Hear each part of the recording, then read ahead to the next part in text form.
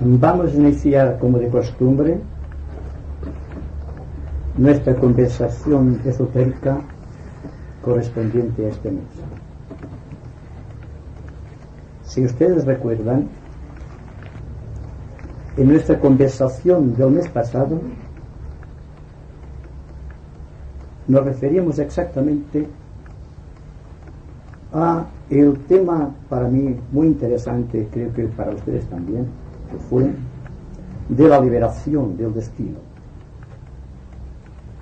Hablar de la liberación del destino en un mundo conflictivo, en donde aparentemente existe solamente el caos, el odio y la destrucción, puede parecer quizá algo muy hipotético, sujeto sin duda a la calenturienta imaginación de un hombre místico dedicado solamente a las cosas del espíritu.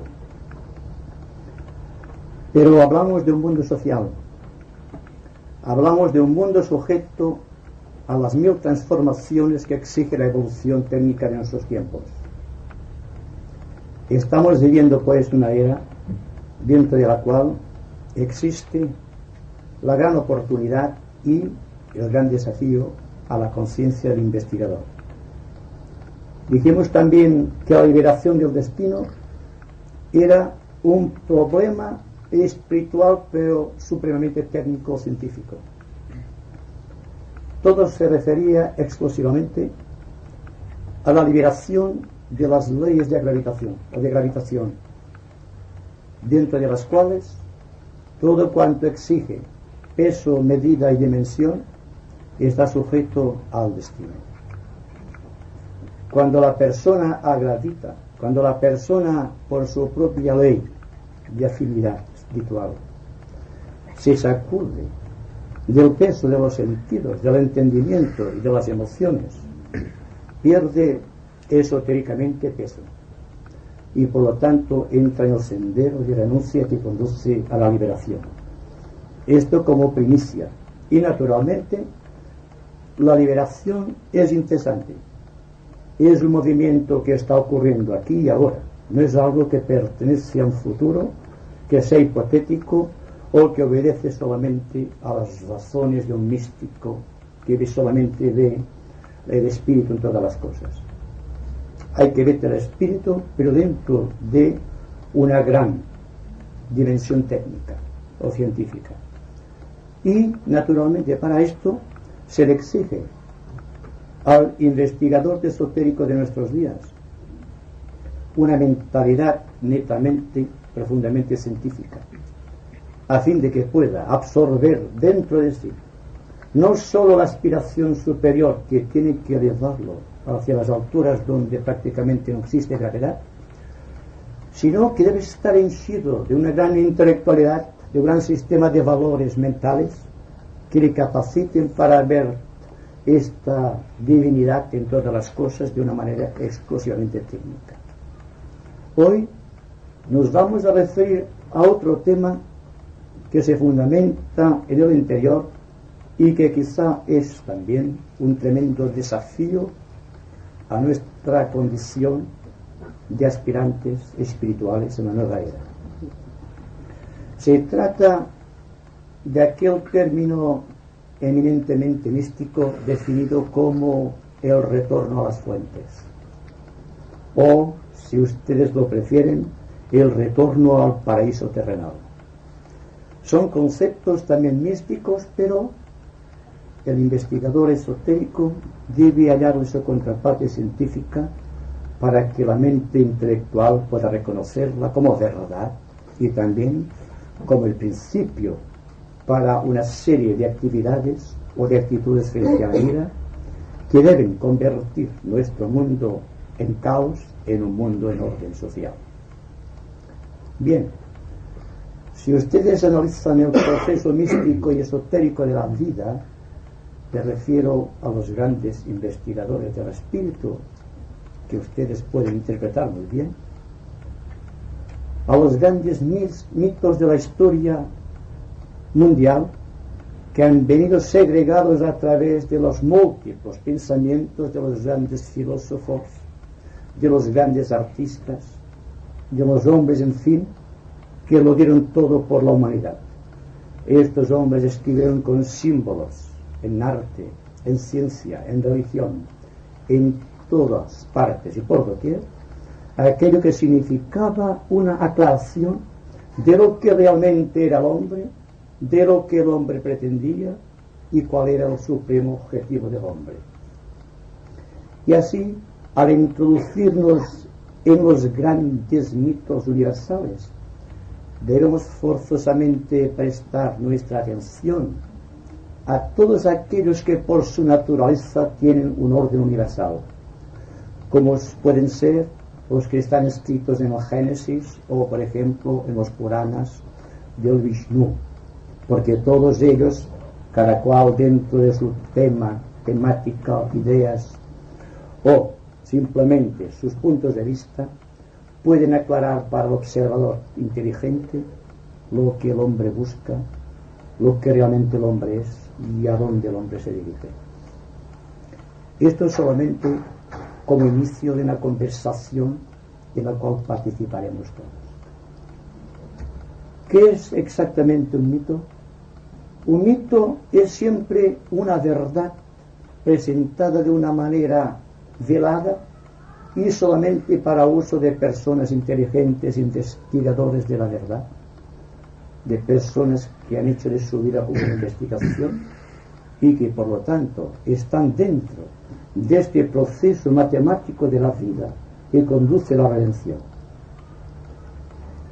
El mito mayor, el que con mayor intensidad conocemos aquí en Occidente, es el mito relacionado con el ser humano en sus orígenes, hablándonos del paraíso terrenal, hablándonos de Adán y Eva, hablándonos del pecado original y hablándonos del árbol de la ciencia del bien y del mal, cuyas contrapartes esotéricas hallamos en cualquier religión del mundo con la suficiente garantía de verdades, porque fueron escritas por grandes hombres, de hombres que sabían lo que se decían, porque habían sabido interpretar justamente las leyes universales que regían los cosmos y que por lo tanto pudieron expresar, aunque en forma simbólica, las grandes verdades universales.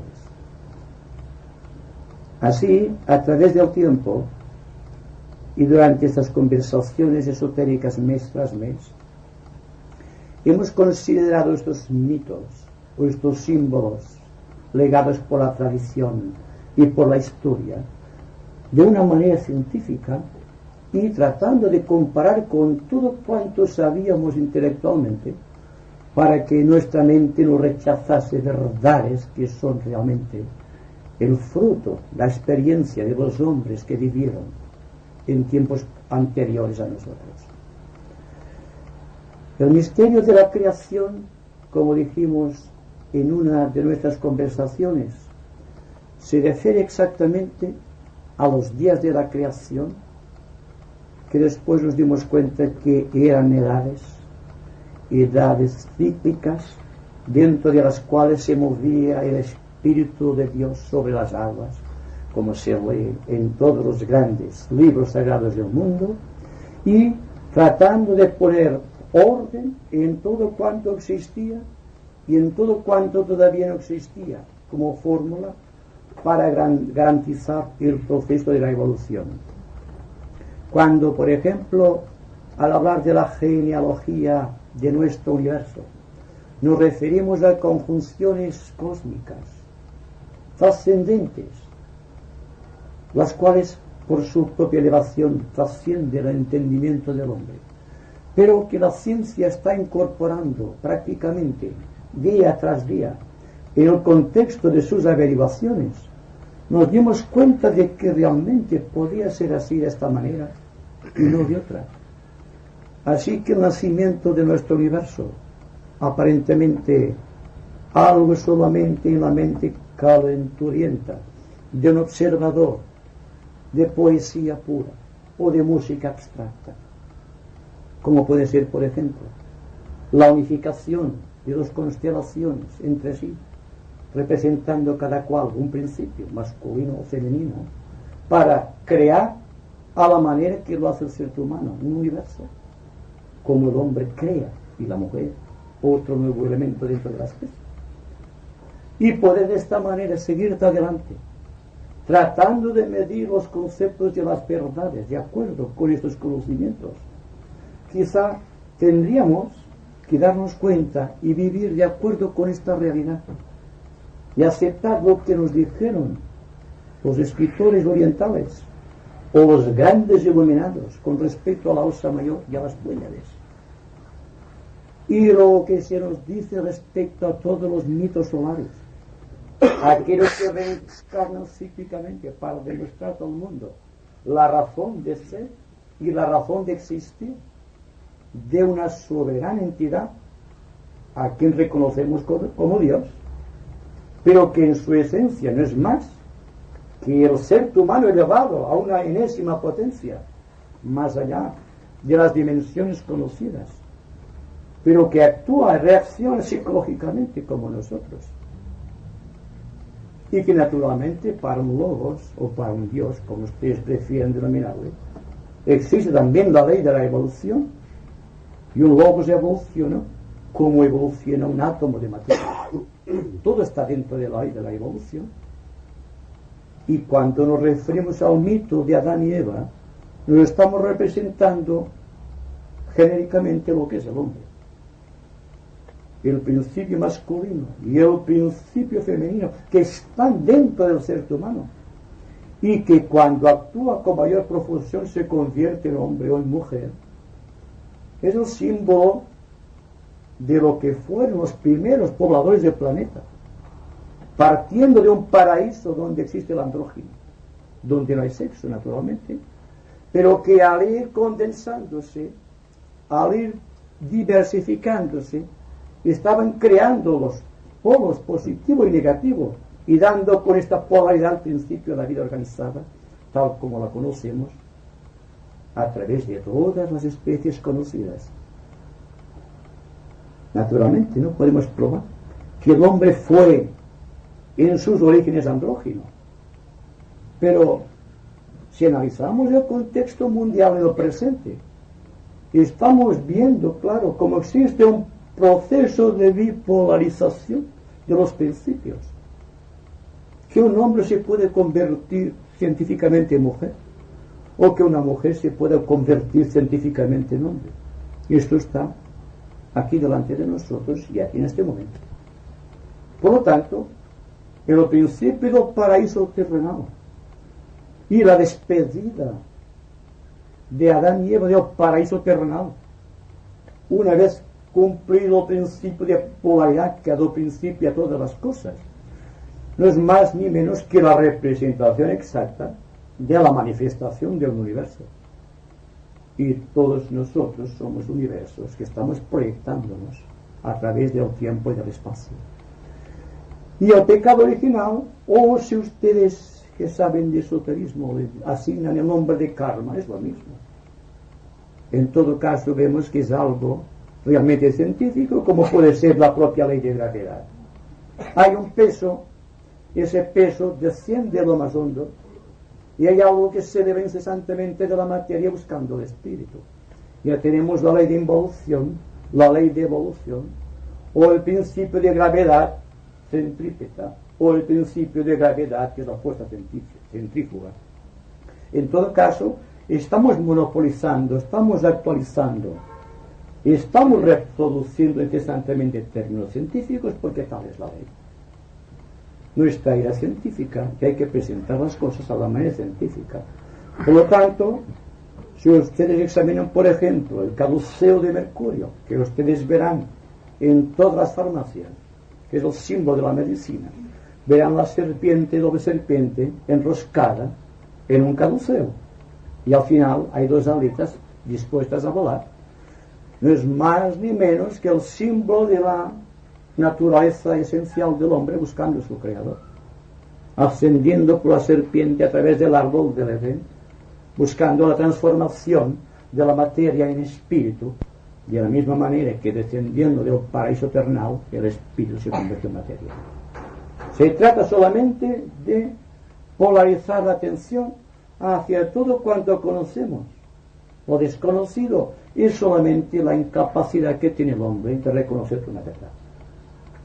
Y naturalmente no es por el sistema de verdades que trata el intelecto que podemos descubrir estas zonas tremendamente importantes en nuestra vida que tienen que conducirnos a la liberación.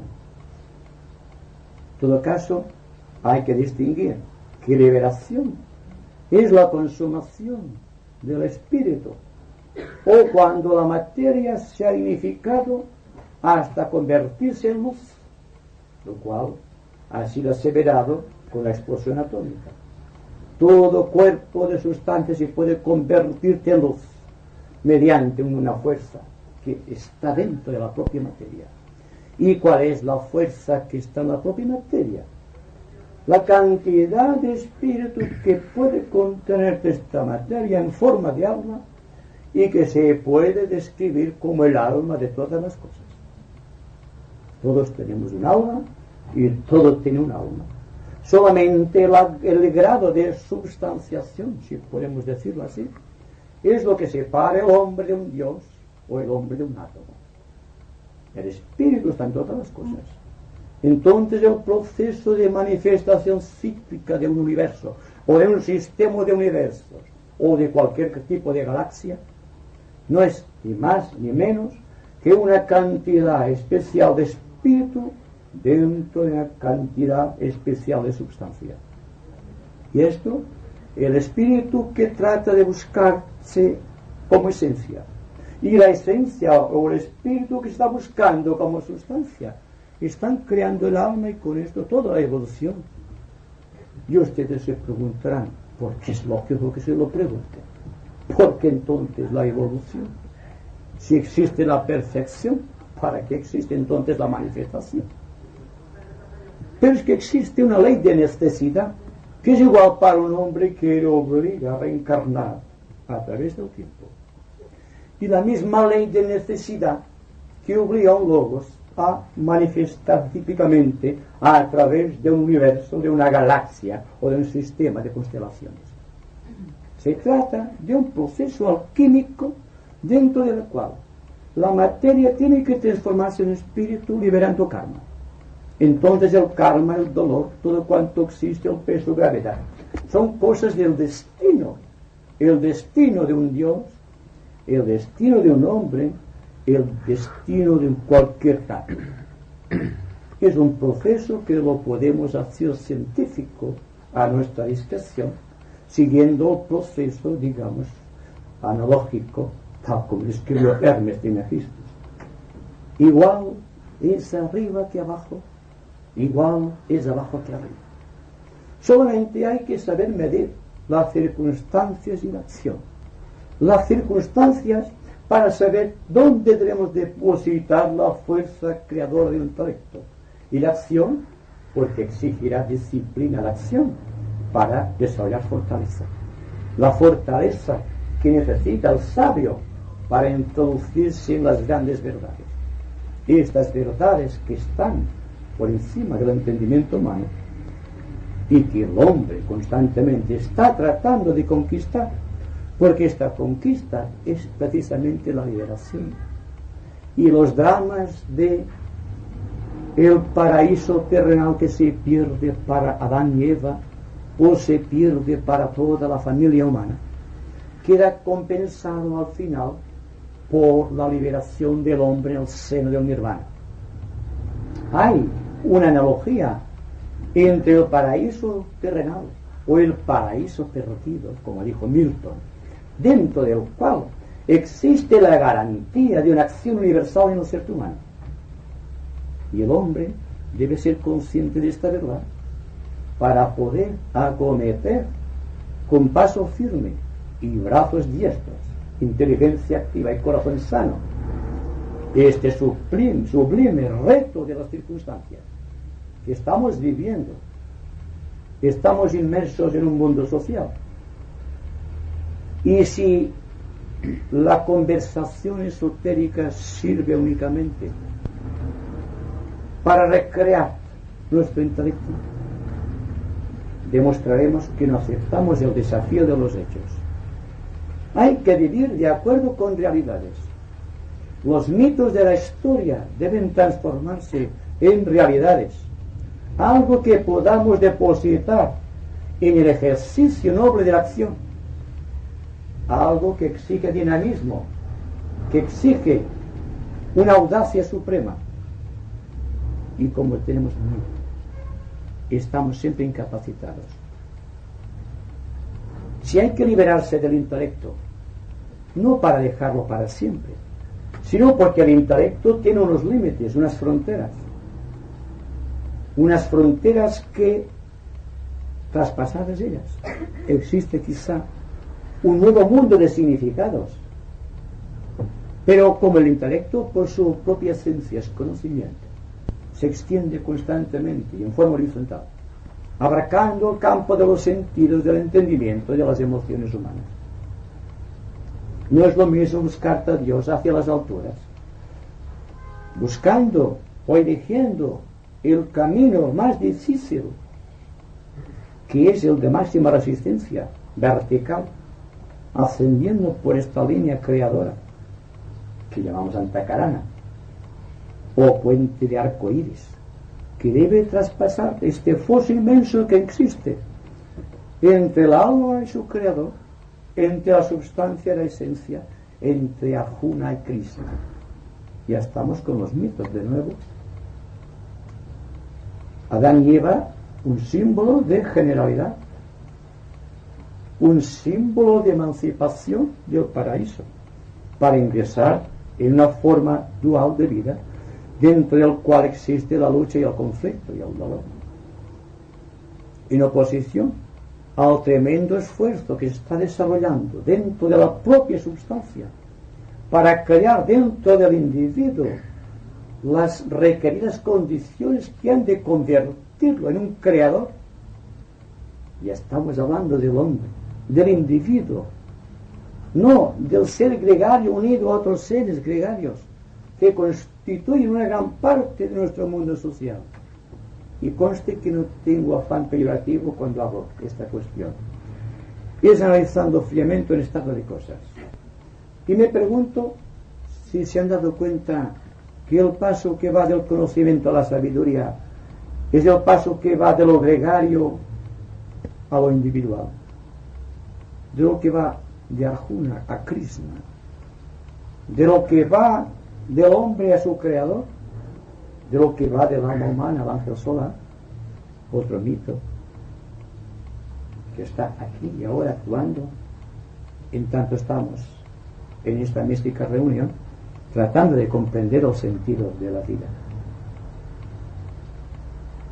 Bien, creo que la cuestión para mí es sencilla y para ustedes también lo será, de que si existe unción, si existe devoción hacia lo superior, si existe realmente un impulso tremendo de acción que surge del corazón y se extiende a las más lejanas perspectivas, esto es indicio de que Arjuna ha visto el camino que conduce a Krishna. El espíritu encerrado, el Dios inmanente dentro del corazón, ha visto el camino que conduce a la gran trascendencia divina y se ha prestado para la lucha. Y cuando el individuo lucha para alcanzar su máximo grado de efectividad dentro del concepto individual, no dentro de un concepto gregario, no dentro de los límites impuestos por la tradición o por la historia, que llegan siempre falseadas a nuestros oídos. Es para darnos cuenta exactamente de que estamos viviendo horas solemnes y hay que vivir de acuerdo con estas horas. Se nos habla, ustedes lo saben muy bien, de la nueva era. Se nos habla de Acuario. Se nos habla de sus oportunidades magníficas. Y naturalmente, como se nos dice que Acuario es una era supremamente técnica, todos pensamos que lo trata un tipo de técnica para hallar el significado real de lo que estamos tratando de realizar. ¿Es esto realmente así? Dense cuenta que les estoy hablando del individuo que busca la verdad, no del individuo que busca una técnica. Y hoy día el mundo está más lleno, más embebido en las técnicas que en amor a la verdad.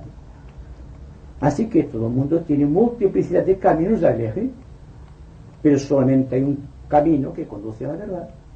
Y este camino que conduce a la verdad es el de la propia singularidad individual.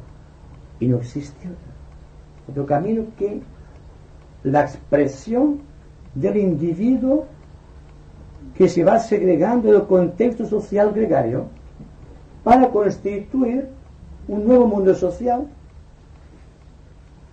Se trata de reproducir en nuestros días, aunque con las mismas palabras, lo que dijo Cristo, de que hay que vivir en un mundo sin ser del mundo. ¿Podemos hacerlo? ¿Seremos capaces de hacer como Krishna, que contempla la obra de Arjuna, sin preocuparse, diciendo: después de llenarte el universo con un pequeño fragmento de mí mismo, yo persisto, yo prosigo mi tarea, y estoy más allá del tiempo y del espacio, más allá de la tradición, más allá de los límites impuestos por el entendimiento intelectual, y por lo tanto estoy entrando en zonas de alta sabiduría, de alta frecuencia. Estoy, por así decirlo, me refiero a un ser humano que está buscando la verdad, perdiendo peso, porque el peso está en todos los planos del universo, no solamente algo que pertenece al plano físico. De los 7 planos del universo solamente existe algo que en unos hay más peso que en otros, por lo tanto hay más sutilidad, y al haber más sutilidad, al ir ascendiendo, nos estamos introduciendo en el misterio de la ascensión, lo cual puede ser demostrado hoy día con el fenómeno físico de la levitación. Estamos hablando también de otro mito que se convierte en algo realmente científico, algo que puede ser incorporado a nuestra vida cotidiana. Me preguntaba un señor el otro día cómo podía levitar.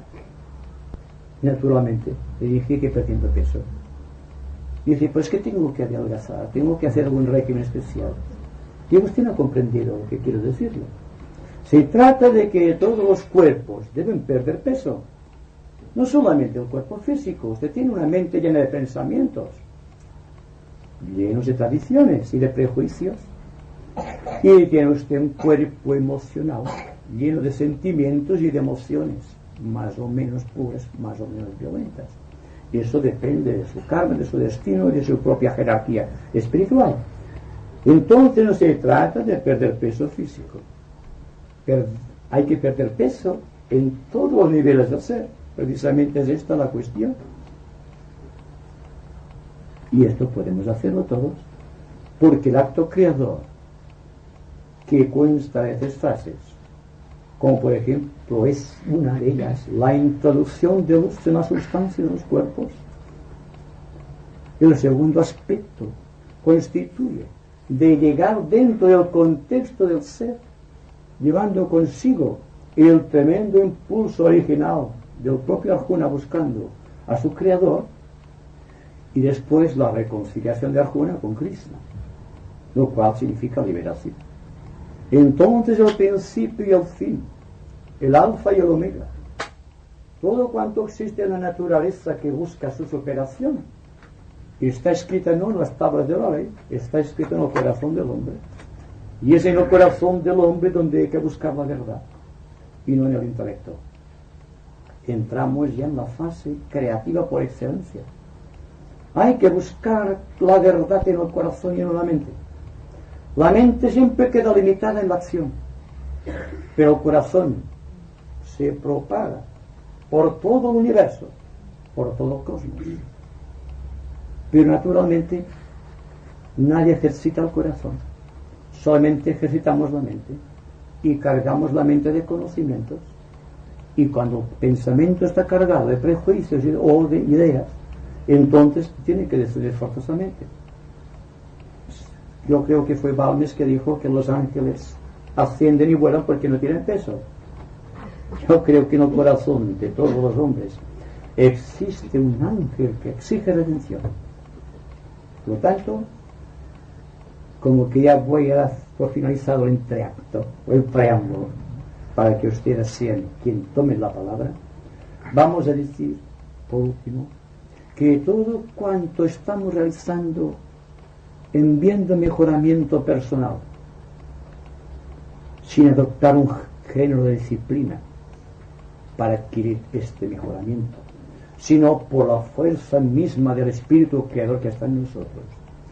Y cuando aceptamos noblemente el desafío de los acontecimientos, de los hechos y de las circunstancias, y cuando empezamos a ver a todas las personas como seres humanos igual que nosotros, y a reconocerlos como almas y no como entidades separadas, entonces hay la posibilidad de que Krishna se reúna con Arjuna y lo tome de su brazo y le acompañe a la acción creadora.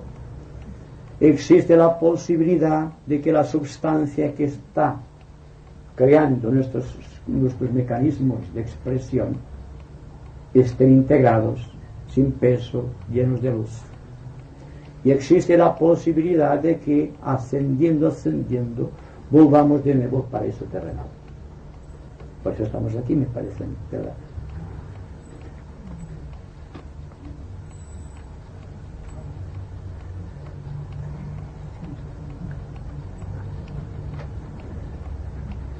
Así podríamos pensar que esta era acuariana la podríamos interpretar como liberación de sustancia, incluyendo un poco, como has nombrado, un poco también así como de astrología, incluyendo las energías de Urano como verdad y como liberación, como justicia. Entonces nosotros en este aspecto, ya visualizando siempre que nuestra meta ha de ser liberación, es el trabajo, me parece a mí, actual y más preciso y más dinámico, podríamos decir, del esoterista. ¿Verdad? Liberación de sustancia, liberación de karma, liberación de destino, liberación total. Pero hay que darse cuenta de algo también, Claro. que la liberación no se obtiene a cambio de una disciplina impuesta al yo personal. ¿Qué es lo que fatalmente ocurre en nuestros días?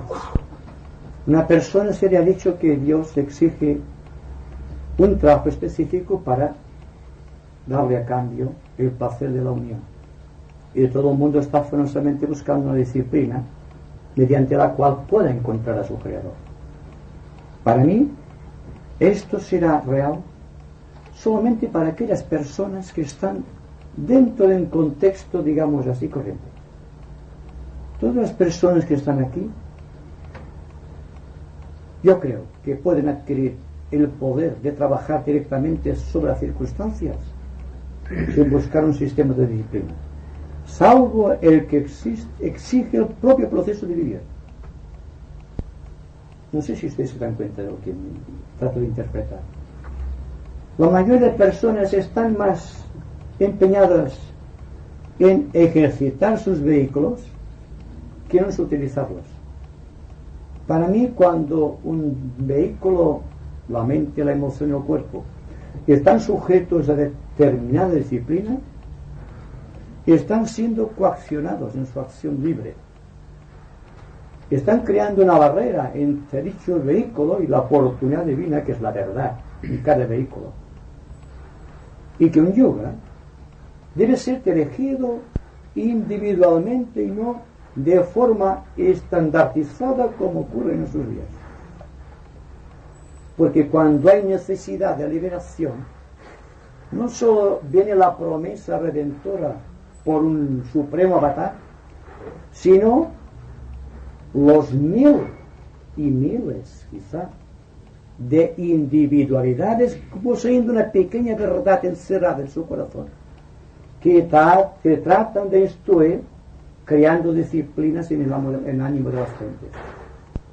Y hoy estamos viviendo esta era de imposición técnica de disciplinas. Y se habla muy poco del corazón y de la verdad, que para mí es la esencia suprema de la vida. Dense cuenta únicamente de algo que pueden comprobar. Cuando ustedes están siguiendo atentamente, con toda la intensidad del ser, cualquier circunstancia, esto es una circunstancia, el yo se libera, el yo desaparece, la mente queda vacía, creadoramente vacía, y el corazón casto. No piensan, no sienten, están atentos simplemente. Y esa atención es perfecta sabiduría. Y está en el corazón. No es la comprensión intelectual de una verdad. Es el regocijo de haber descubierto la verdad. ¿Se dan cuenta? Y lo están realizando constantemente, aparte de toda disciplina impuesta por la razón o el intelecto. Si se dan cuenta de esto, forzosamente tendrá que existir un cambio drástico de actitud con respecto a todo cuanto nos rodea y con respecto a nuestras pequeñas concepciones de la verdad. No podemos limitar la verdad condicionándola a una disciplina, porque tal como hemos dicho en varias ocasiones, donde hay disciplina no hay pureza, y donde hay pureza no existe disciplina. Es algo consubstancial con el anhelo supremo del ser, de realizar, de vivir, descubriendo constantemente a Dios en todas las cosas. Y ahí está el hilo misterioso de la verdad que al hombre lo convierte en un ser fraternal. Ahí está el principio y el fin, el alfa y el omega. Es la serpiente que se muerde en la cola. Krishna y Arjuna son la misma cosa, solamente lo separa el velo del tiempo. Y si ustedes pierden de vista el tiempo, ustedes son Arjuna y ustedes son Krishna. Están realizando la suprema obra creadora del universo. Se están convirtiendo realmente en ángeles, como decía el poeta. Entonces, Adán y Eva es el símbolo de nuestra dualidad, la esencia y la sustancia, la materia y el espíritu, la lucha. Adán y Eva son el principio de creación. No puede existir creación si no existe dualidad. No es realmente que el uno sea el espíritu y el otro la materia, sino la conciencia que trata de despertar el espíritu en todas las cosas. Y naturalmente tiene forzosamente que dividirse la unidad para crear el campo de diversificación y hace posible todo cuanto existe. Estamos dentro de un campo de polaridad. Estamos creando campos magnéticos constantemente. Y cuando la persona encuentra un campo magnético parecido al suyo, siente regocijo. Y cuando encuentra algo que no está en su ley, lo rechaza inconscientemente. Y esto pertenece tanto al contexto del hombre y al contexto de la mujer. Adán y Eva solamente son el símbolo de la generación de las especies, no solamente de los seres humanos, sino de todas las parejas del universo, incluidos los insectos y los más pequeños átomos. Todo es de la propia ley. Lo que se precisa solamente que es que nos demos cuenta de que la polaridad que lleva consigo aparejada toda la manifestación de luz que llamamos universo, llega un día dentro del corazón humano, habla del corazón místicamente hablando, que nos lleve de nuevo hacia arriba, hacia el paraíso perdido. Y a esto yo le denomino retorno a las fuentes, o el retorno al paraíso terrenal. La serpiente ha cumplido su obra, ya no está enroscada en el árbol, sino que está mordiéndose la cola. El principio y el fin, el alfa y el omega, están equilibrada. Y cuando la ciencia se dé cuenta de esta realidad, porque el esotérico es un visionario, percibe las altas verdades, pero quien debe aplicarlas somos científicos. Cuando los científicos se den cuenta de que la luz es de misterio, no es el resultado de un choque, sino de un perfecto equilibrio, ya están en el camino de descubrir sus causas fundamentales, lo cual todavía no ha sido posible.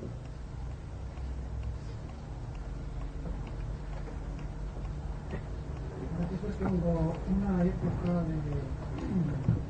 en el transcurso de las razas humanas, me refiero concretamente a la época atlante, en que había más ayuntamiento en el plexo solar más que en la razón, en el intelecto, que según los hindúes es el asesino de la realidad. Entonces, dentro del programa de la evolución de la especie humana, siendo nefasto el papel del intelecto, ¿por qué razón sería para que se le dio? Habrá una razón biológica y evolutiva porque se incrustó el intelecto cuando había una facultad captadora de la realidad más perfecta, que es el plexo solar. ¿Por qué entonces se le dio el intelecto? El plexo solar era solamente un punto en aquellos tiempos en donde se manifestaba la fuerza instintiva de la vida. Pero la evolución exige que se cambie el orden de los centros. El centro intelectual era el guardián o la llave de paso que debía llevar las energías que estaban centralizadas en el cerebro instintivo o plexo solar arriba al intelecto, porque debía producirse una fusión de la luz del individuo con la luz de su creador. El instinto solamente marcó la etapa de los hombres animales y toda raza animal, o todo el reino animal, el tercer reino de la naturaleza. En tanto que el individuo, el ser humano, debido al, ya lo saben ustedes, al concurso de los ángeles solares, ascendió la fuerza que estaba creando el origen instintivo de los animales, que sabían exactamente lo que debían hacer, hacia el corazón del individuo o hacia la vida espiritual, y por lo tanto el puente estaba en el intelecto o en el centro ajna, que es donde inicialmente los ángeles solares depositaron sus larvas. Así está escrito en el Mahabharata.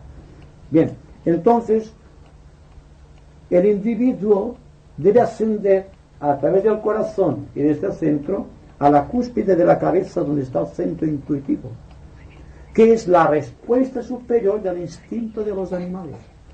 Pero el hombre, el ser humano en cierto estado, no va a regir su vida instintivamente para saber lo que debe comer o cómo debe reaccionar en forma biológica, como ocurre con el reino animal, sino que la misión del instinto humano, hablo en sentido creador, es descubrir la propia verdad de su procedencia. Y entonces el paso que va del plexo solar al intelecto es obligado. Aquí se ven las cosas, y aquí arriba es la sabiduría que las santifica. Entonces el animal desarrolla el plexo solar y la posición del animal es horizontal, dense cuenta. Y el hombre que intelectualiza demasiado también tiene una tendencia a particularizar mentalmente sus impresiones y se está perdiendo en el laberinto de las ecuaciones mentales. Pero el individuo, cuando va trascendiendo progresivamente la ley de los instintos del plexo solar a través del control de la mente, y va haciendo que la serpiente enroscada a través de la columna vertebral, que es el árbol de la ciencia del bien y del mal, llegue a culminar arriba en la cabeza, entonces se convierte en un ser intuitivo. La intuición, el desarrollo del centro coronario, representa para la humanidad evolucionada lo que representó en los animales la creación del centro instintivo. ¿Me he hecho comprender? ecuación también geográfica, creo, por ejemplo, India y el Oriente están más polarizados por el instinto, por el elemento funcionador con la naturaleza, con el líquido, y en cambio en Occidente estamos más polarizados por el intelecto. Yo diría que está más polarizados por la intuición que por el simple, digamos, aspecto del plexo solar. Lo que pasa es que todos somos hijos de la gran divinidad que ha creado todo y que por lo tanto cada cual tiene la misión de libera a la mente del intelecto. La mente tiene una porción considerable de intuición con un sutilísimo hilo conectado con el corazón y otro sutilísimo hilo que va conectado con el centro coronario. Se está creando un triángulo de energías y este triángulo de energías se hace equilátero cuando está la persona muy atenta. Entonces se produce un gran silencio, existe una paz en el interior, porque no se especula con la verdad, se está viviendo. Y la persona que está viviendo no está interesada en especular. El que vive la verdad, la vive simplemente, ahí está todo. La persona que busca la verdad está teorizando acerca de la verdad. Y cuando se habla de la paz, pasa lo mismo. Solamente teorizan o hablan intelectualmente sobre la paz las personas que no poseen la paz. Es como la persona que no es honrada, está constantemente hablando de honradez. Es algo que está en la fuerza misma de las cosas. Aquí estamos tratando de descubrir la verdad, no de buscar conceptos acerca de la verdad, aunque utilicemos creadoramente el intelecto, tratando de revelar la verdad, no ya para descubrirla, sino para revelarla. Dense cuenta de que no es lo mismo.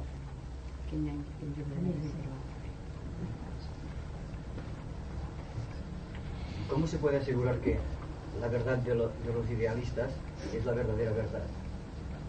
Yo no sé cuál es la verdad de los idealistas. ¿Si me lo dices? ¿La verdad que nos habla usted? No, yo no hablo de ninguna verdad. La verdad es la verdad, no pertenece a una fracción. Si yo ahora estuviese diciendo la verdad es esto, sería mi verdad, la verdad de un idealista. Soy un idealista, desde luego. Pero nunca hablo de la verdad, a menos en términos personales. Hablo de la verdad absoluta. Cuidado. Soy drástico en esta cuestión. Estoy hablando de la verdad cósmica. No hablo de un sistema de verdades apoyados en la mente. No hay una verdad para el filósofo, una verdad para el científico, una verdad para el artista, una verdad para cada uno de ustedes. Hay una sola verdad, hay un solo camino y muchos caminos se conducen a ella. Pero cada cual debe elegir su propio camino. Y cuando se encuentra la verdad, digo yo, ya no habla de la verdad. Yo estoy teorizando sobre algo que todavía no está en mi corazón. Pero es intuitivo el sentido que le doy. No es que yo soy un idealista que está presentando un sistema de verdades o le está hablando de ciertas verdades. Y estoy tratando únicamente de expresar a través de una persona, de un individuo, aquella verdad que es absoluta. Y por esto, si la persona consigue la verdad, seguramente que nunca hablará de verdad. No sé si me comprende. Es que cuando nos habla del mito del bien y del mal, el bien es la verdad. El bien y el mal es la verdad. El nacimiento y la muerte es la vida. No decimos el nacer y el morir como algo separado de la vida. Yo no digo que la verdad sea parte de otra cosa, es la verdad. Se manifiesta de múltiples maneras. Y cada una de las personas que asisten aquí, tú y yo, estamos tratando de revelar la pequeña verdad que hemos descubierto, nada más. Ahora, el mal está cuando la persona que ha conquistado una parcela de la verdad está teorizando sobre ella, o está diciendo mi verdad es la verdad. Aquí está. Pero es una persona que dentro de su humildemente, dentro de su comprensión de la verdad, dice, la verdad está más allá de todo. Entonces no se teoriza acerca de la verdad. Está más allá de todo. Es Dios. Y el que teoriza sobre esto está creando una imagen muy deformada, porque no hace ni más ni menos que traerte a Dios al fondo del corazón y diciendo, es así. lo cual no es verdad. Porque Dios es como es y no como soy yo. Es esto simplemente. ¿Podrías definir un poco más la palabra mal para que lo comprendan? Sí, eso está bien, pero yo digo, la verdad es así, pero ¿qué me puede llevar a mí a la verdad superior a mi verdad?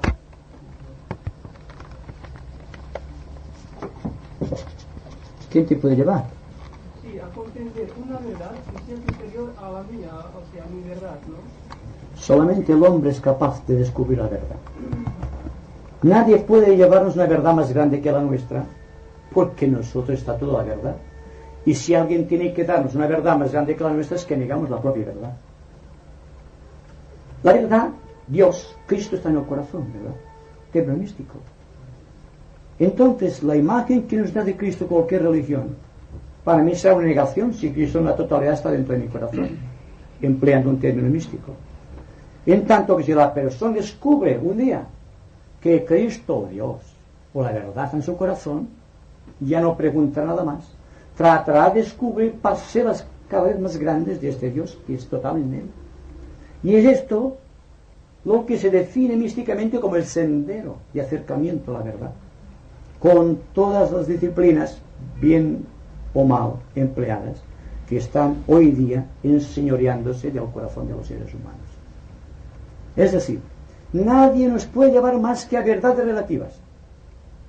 Y para hallar las verdades relativas existen los templos y los santuarios, y existen los sistemas de entrenamiento espiritual, y existen los sistemas de verdades que cada cual ofrece a cambio a veces de dinero.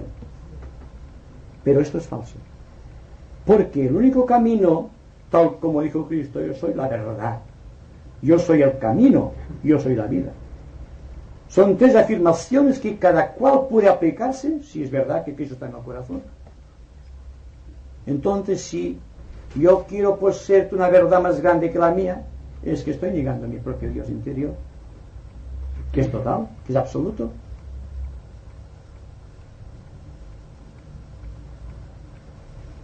No, yo quería una expresión, digamos, más a nivel de todas las comprensiones, del aspecto luz y sombra, el bien y el mal, que son términos solamente humanos para darme a entender grandes verdades, ¿no es así? Pero entonces, el inicio en el ser humano de esos aspectos del bien y el mal, ¿no es el aspecto fraternidad y egoísmo? Esos dos conceptos pueden dar la misma solución. Igual. Ahora bien, el aspecto luz y sombra, porque existe la sombra, porque hay luz, ¿no? Bueno, ¿Cómo sabríamos que hay luz si no hubiera la sombra? no sabría nunca. El contraste. Si estando dentro de la ley de polaridad, una cosa tiene que comprenderse a través de la otra. Pero si nos damos cuenta de que cuando hablamos de sombra, hablamos de algo que está, digamos, en la raíz de la tradición. Y es cuando hablamos del mal, o hablamos del bien. Son meros conceptos intelectuales, el mal y el bien.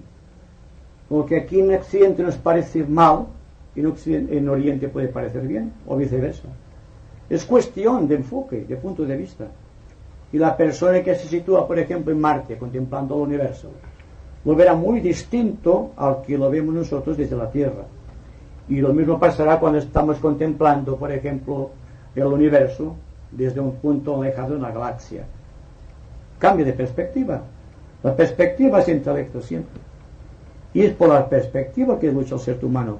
Por si esto es bueno o esto es malo. Cada cual tiene un concepto sobre el bien o sobre el mal.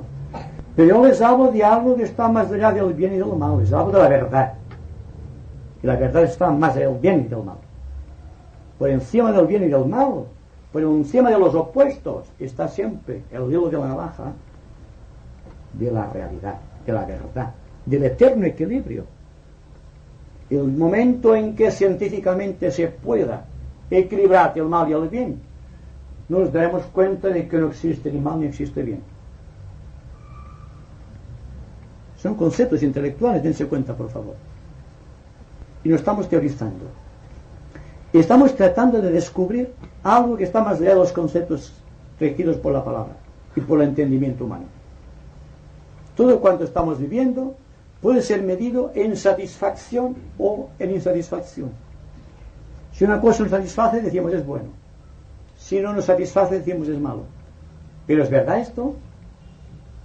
Las cosas deben ser buenas, en todo caso, por el grado elevado de esencia, de verdad, que podamos descubrir en ellas. Y el mal es lo mismo. Y cuando hablamos de luz, sombra, en oposición a la luz, cuidado, que dentro de la sombra existe también la luz. Cuando ustedes están en una habitación oscura durante mucho tiempo, se dan cuenta que perciben exactamente todo. ¿Por qué? Porque hay luz en la sombra. Y de esta luz que existe ser liberada en todos y en cada uno de los estratos de nuestro ser.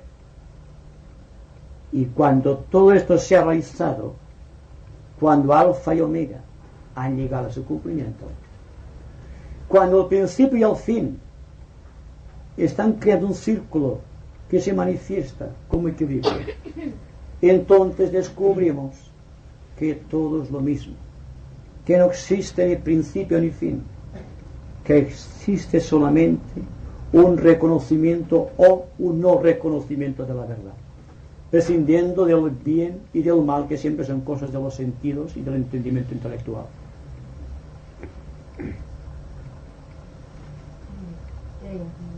Ay, perdón. Que el otro día en casa de una amiga nuestra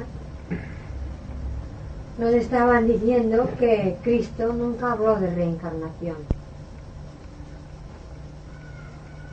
¿Puedes decir algo sobre eso? No. ¿Y para qué tiene que decirlo? La verdad está más allá de estas cosas. ¿Qué es la reencarnación? Cuando aquí estamos sufriendo y nuestra mente, nuestro corazón angustiados, no acaban de ver un camino claro y no existe tiempo material para recorrer el camino que nos falta recorrer, hallamos la solución en la próxima encarnación y dejamos de luchar. Es la evasión de las personas timoradas. La verdad es la vida, está más allá de la muerte, y la reencarnación está hablando de la muerte. Ahora bien, esto no es que niegue la reencarnación. Estoy jugando con las palabras, tratando de demostrar que lo que interesa es descubrir la verdad, porque la verdad está en todas las cosas. Y si la reencarnación es una verdad, tendrá que revelarse progresivamente en nuestro corazón. Estamos tratando siempre de intelectualizar y por lo tanto constantemente estamos esquivando el bruto, como vulgarmente se dice. Para mí existe solamente una mirada de frente, audaz, serena y humilde al propio tiempo, que trata de descubrir todo cuanto mensaje lleva encerrado un momento en que estamos viviendo. ¿Acaso no es un mensaje esto que estamos viendo ahora?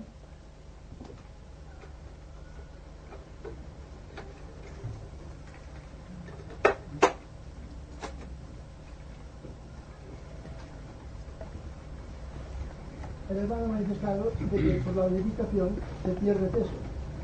Debemos de perder peso. Ahora bien, al perder peso, es equivalente de que ese peso lo adquirimos por el pensamiento o la visión de las cosas que nos atraen. Bien, como ha manifestado también el hermano, de que, por ejemplo, por las técnicas, hoy que estamos en la época de las técnicas, no se puede conseguir tampoco ese punto, digamos, de engancharnos del peso de eso, o sea, de poder alcanzar ese punto donde se encuentra la verdad. Ahora bien, para poder conseguir ese punto, debemos de estar, según se manifiesta, dentro de nosotros mismos siempre. O sea, para no despistarnos, para no perder el punto inicial de comunicación con el universo. ¿Qué sistema puede, o sea, de qué manera se puede estar uno siempre dentro de sí mismo? Usted está tratando de que le dé una disciplina, lo cual no puede hacer. Porque sé negar todo cuanto he estado diciendo hasta aquí. Yo digo una cosa. y de paso le responderé, si usted está interesado en descubrir la verdad, la intensidad de este descubrimiento que usted está realizando en su corazón es suficiente. Usted no precisa de ninguna otra técnica. Cuando usted está escuchando atentamente una melodía que le gusta extraordinariamente, usted no debe esforzarse. Pues bien, cuando usted esté tratando de descubrir la verdad con la misma unción y recogimiento místico y con atención perfecta con que está escuchando su melodía favorita, se dará cuenta de que la técnica es inútil y que todo concepto de verdad disciplinaria que existe desdichadamente en nuestros días es solamente un intento de coartar el espíritu de verdad que está en todas las cosas y noblemente en un ser humano.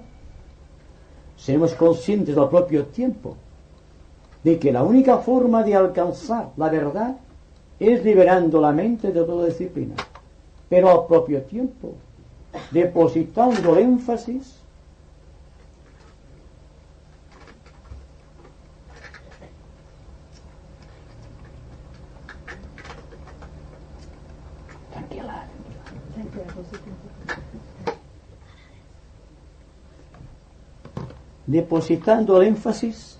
únicamente en la atención.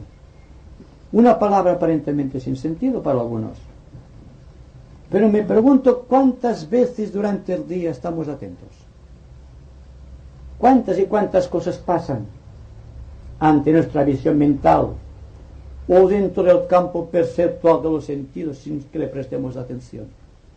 Dicho de otra manera, prestamos atención únicamente a aquello que nos gusta, como si estamos con aquello conflicto del bien y del mal, como si aquello que no nos gusta no fuese un mensaje también de la verdad. Entonces la verdad brota espontáneamente como la fuentecita de los bosques, espontáneamente, cuando la persona realmente está interesada en descubrir la verdad.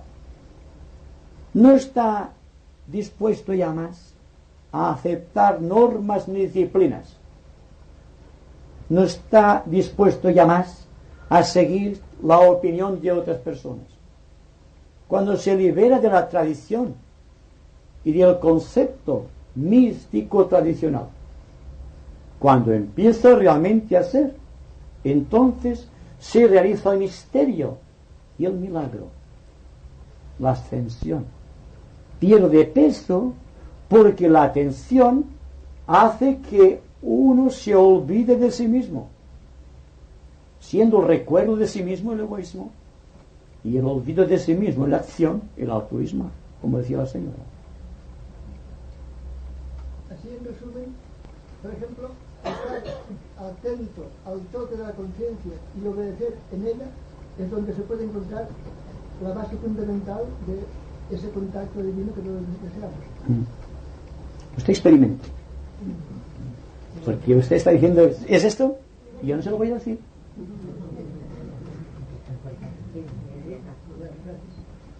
Qué preciosidad es cuando se encuentran verdades en nuestro interior. Entonces es cuando el ser empieza a ser universalista, porque comprende que todo es verdad en el todo, verdad. Y entonces es cuando comprende, o sea, sabe respetar la verdad de todos. Porque como tú has encontrado en ti la verdad que te regocija, pues claro, comprendes que todo está en el todo. Entonces, cuando descubres esta verdad, yo encuentro una grandeza infinita. Y con respecto a la atención, entonces, si verdaderamente estuviéramos atentos, como tú dices, toda la vida es un símbolo que nos habla. Todos los aspectos nos hablan de la manifestación, o sea, podríamos decir de Dios o del reflejo de Dios. Exacto. Sí, el reflejo. Si Dios está en todo, está también en los acontecimientos sociales. Entonces, una persona debe estar atento a todo cuanto ocurre, estar lo que técnicamente podríamos decir informado de todo cuanto ocurre, porque eso es atención. La atención no es que ahora estemos aquí en esta pequeña sala y sea fácil atender la atención. La atención es total, porque trasciende el límite de lo individual, de lo familiar y de lo pequeño social que nos rodea, para trasplantarse o trascender el ambiente cósmico. Y esto, naturalmente, lo han olvidado los inveterados creadores de disciplinas. Y más, cuando a la disciplina se le asigna una cantidad, todavía es más grave el error, el karma, podríamos decir. Porque no puede haber componenda entre el hombre y Dios, siendo que el hombre es Dios, en esencia, limitado solamente por la substancia de sus cuerpos expresivos. Si introducimos a través de la aspiración superior, manifestada en forma de atención, un contenido cada vez más sutil a nuestros vehículos, estos perderán peso. La mente no se sentirá ligado al intelecto, aunque podrá utilizar el intelecto simplemente para expresar verdades.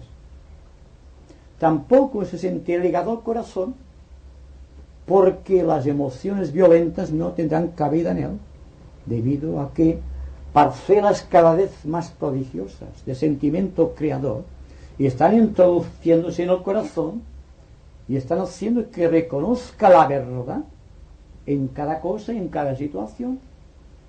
Y cuando se ve reflejada la verdad de tu corazón en la verdad de todos los corazones, entonces somos fraternales, no antes. Y estamos cansados de emplear términos como Dios, fraternidad, verdad, suntuosidad máxima, aspiración, de una manera simplemente emotiva o intelectual. Hay que prestarle todo el alcance del movimiento mental a la búsqueda de la verdad, y el corazón debe asentir, debe estar dispuesto a darlo todo. Es la única manera en que el hombre se hace fraternal. Entonces, permítame un momento, el ser debe de ser un continuo revolucionario, al no querer ligarse a las tradiciones y a las emociones y cosas así, es decir, un continuo revolucionario. Es un revolucionario en todos los órdenes. Pero, cuidado. Sí, cuidado. Hay que decirlo todo. Cuando hablamos de revolución, enseguida surgen los partidos políticos de lucha. No, la verdad es una revolución incesante, porque dense cuenta de una verdad, está convirtiendo en luz cada uno de los átomos de sustancia que constituyen nuestros vehículos expresivos. Que cuando hablamos de transfiguración, diremos, esto es de la Iglesia Católica. Pues es que la Iglesia Católica está diciendo verdades, lo que no sabe explicarlas quizá, o no quiere explicarlas. Pero la transfiguración es incesante cuando estamos muy atentos, estamos transfigurándonos. Porque no estamos aferrados a la tradición, ni al dogma, ni al prejuicio. Estamos viviendo. Hay algo más noble que el vivir. Esto es lo que hace vivir. Si vivimos intensamente, no hay intelecto, no hay emoción que nos paralice. Existe en todo caso una abertura de conciencia tan formidable que nos hace presentir la vida divina en nuestro corazón, y un sentimiento tan integrador dentro del corazón que hace que realmente podamos escuchar la música de las esferas.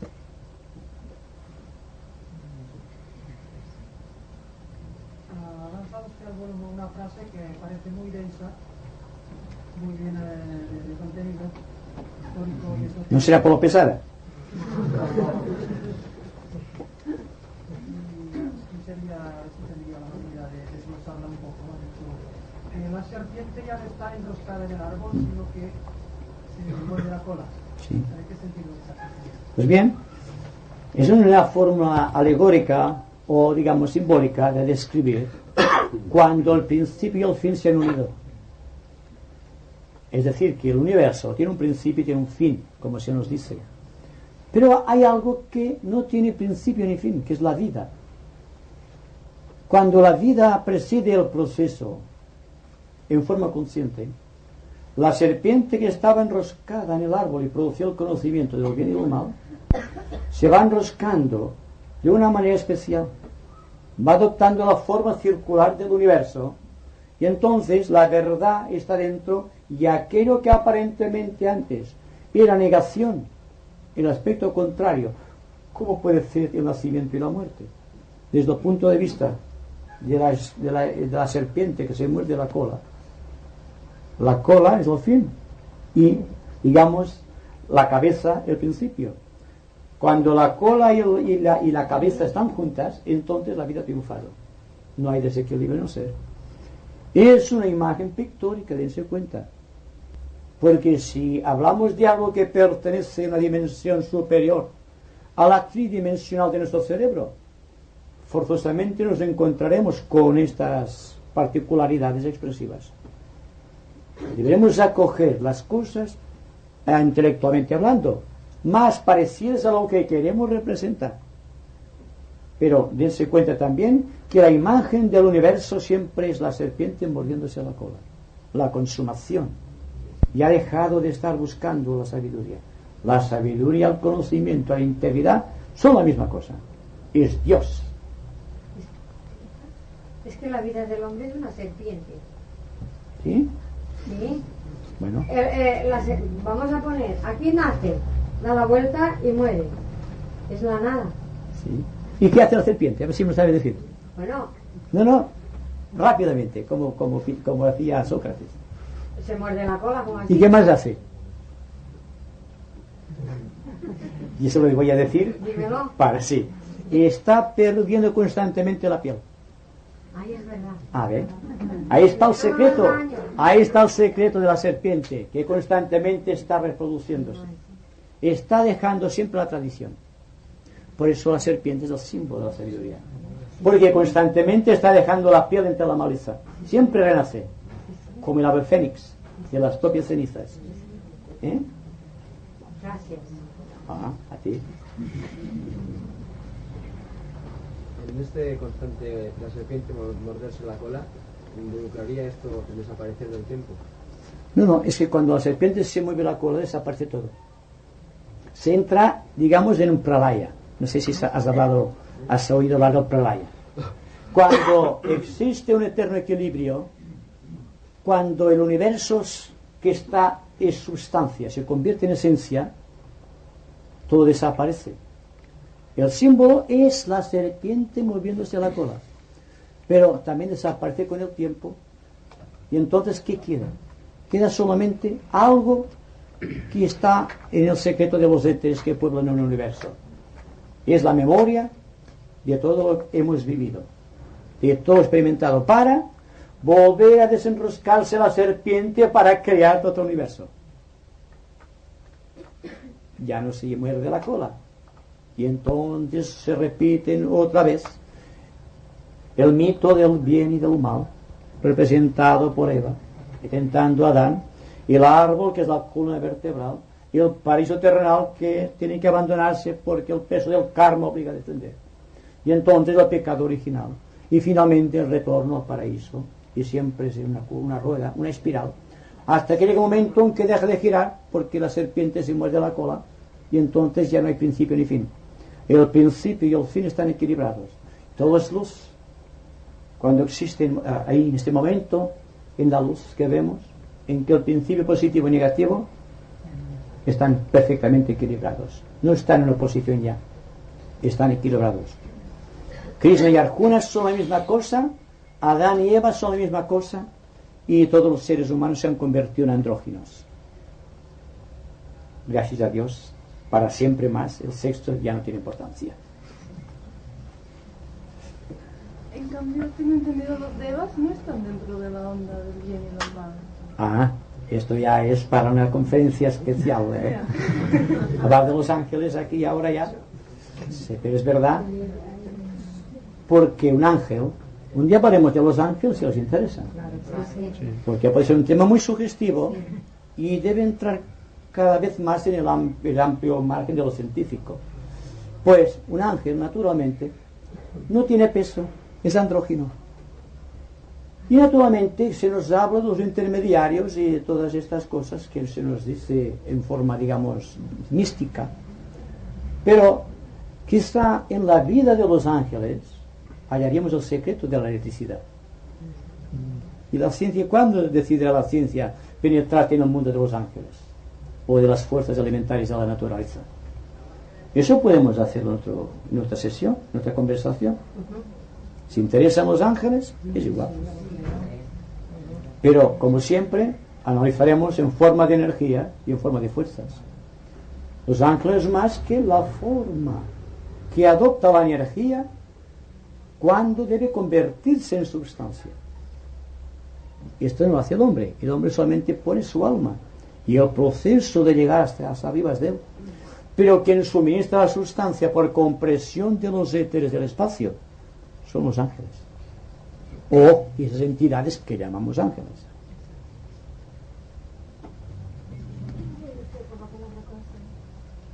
Corazón. Cuando hablas de la mente y el corazón. Sentimiento creador. La persona cuando siente algo hace así, y cuando piensa hace así. Por algo será, digo yo.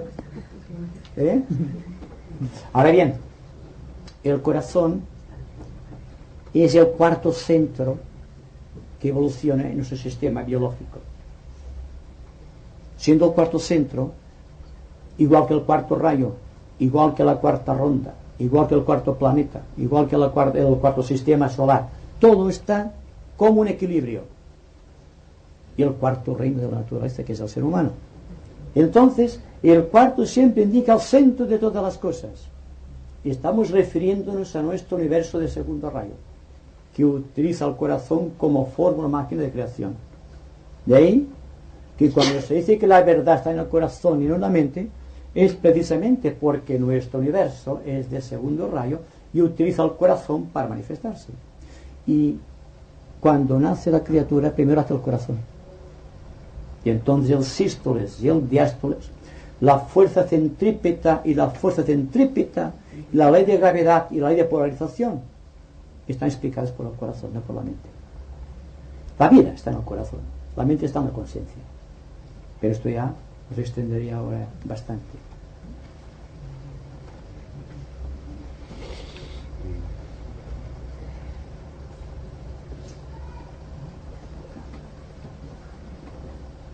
A ver si puede usted contestarme una pregunta de qué relación tiene la mente y la memoria. Usted acaba de decir que cuando hay ese periodo de disolución, de creación, ¿no? Para vaya, ¿no? Sí. Pues que la memoria todavía resta, queda. Entonces, la mente sabemos, positivamente no tiene un peso específico, ¿no? Que va átomicamente, ¿no? La memoria, entonces, no tiene nada. Sí. Tiene una conciencia propia. Bueno, pues entonces, si hay ese periodo de disolución, todo debe desaparecer. No. Desaparece solamente los sentidos observativos del observador, aunque esté en un plano superior. Pero la memoria no desaparece nunca. En ese caso vemos la memoria cuando estamos reproduciendo un hecho. Y si marco existe, no sé. La facultad que tiene el ser de memorizar es porque dentro de su propio ser está una conciencia que solamente se limita a archivar memorias. Y cuando se trata del Señor del Universo llamamos memoria cósmica o el gran acaso. Y cuando el investigador, después de haber sido disuelto el universo, quiere progresar hacia aquel universo, suponiendo que el investigador tenga la categoría para poder analizar un gran pralaya, se dará cuenta de que puede objetivar las memorias que están en el pralaya. Y están en gestación y suspensión para crear el cuerpo material de Arjuna, para manifestarse a través de los éteres en forma de un universo, o a través de un cuerpo humano para crear el drama de la acción kármica.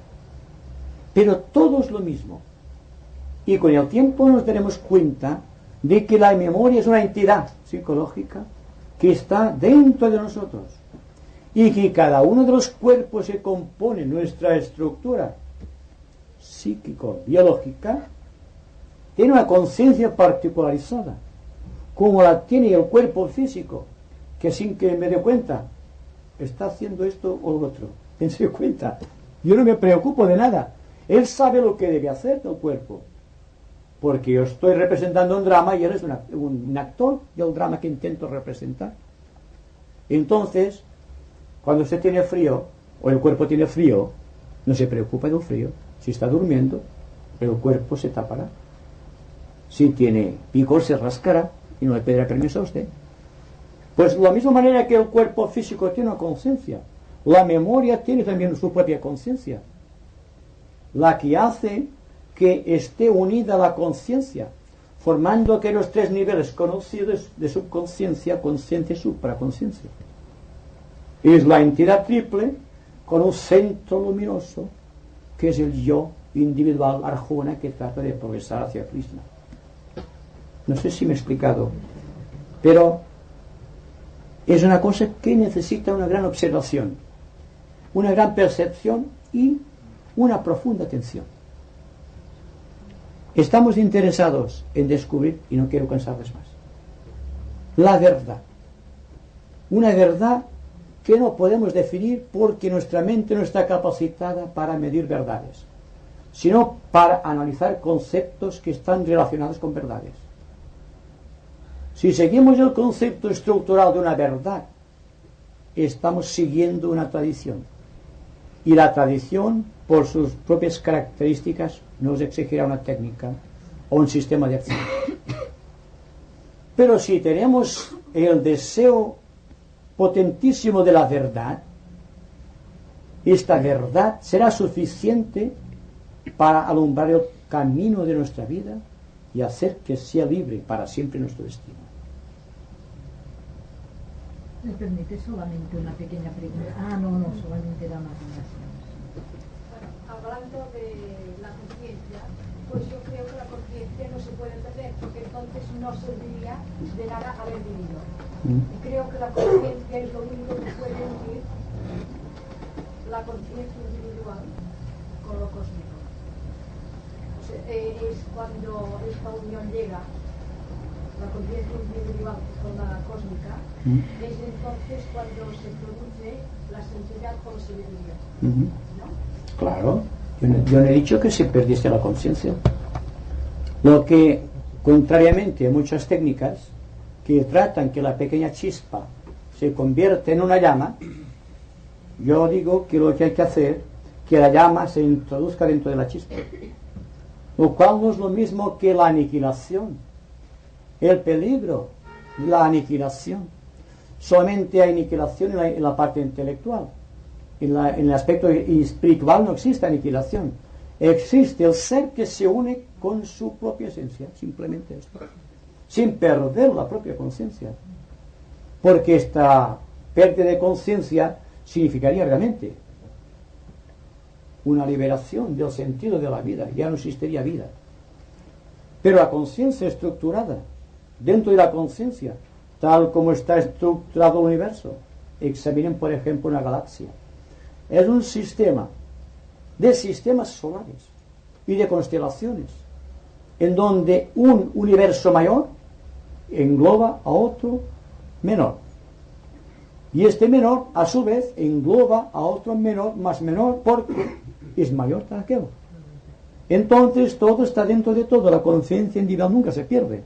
De ahí la importancia que le asigna el término individual, porque solamente la persona que piense en términos de individualidad será capaz de liberarse o descubrir la verdad. Si no es así, jamás lo logrará. Solamente quería hacer una pregunta que me ha parecido que has dicho, que Akasha es memoria cósmica. Mira, no lo sabía. Así en este aspecto me ha gustado. Es uno de los aspectos. Sí, no lo sabía. Sí. Akasha es la memoria cósmica. Es que se manifiesta a través. Arjuna es la memoria que recoge de la casa, junto con la energía que capacita para la acción. Y entonces habría que hablar ahora también de la participación angélica en todo ese proceso. Pero claro, esto nos llevaría mucho tiempo. No, yo solamente con esto ya me gusta. Ya veo que mira el reloj. Bien. Ya para terminar, un poco de unos minutos de silencio, como siempre, para que todo quede grabado en esta subconsciencia, la memoria.